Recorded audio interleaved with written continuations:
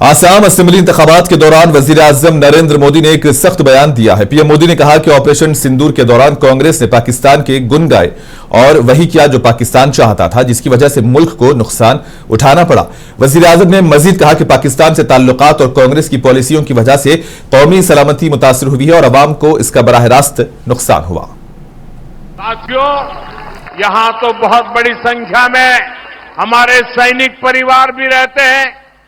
असम के वीरों ने देश के लिए अनेक बलिदान दिए, लेकिन कांग्रेस मोदी को नीचा दिखाने के लिए सेना के शौर्य को भी गाली देती है।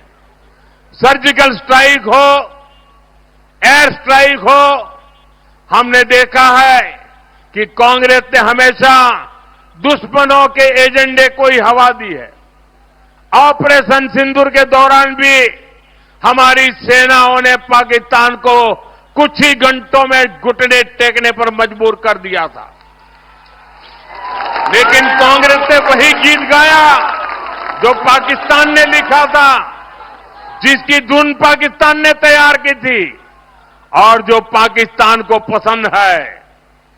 कांग्रेस नेताओं का ये पाकिस्तान कनेक्शन हमेशा देश पर भारी पड़ता है।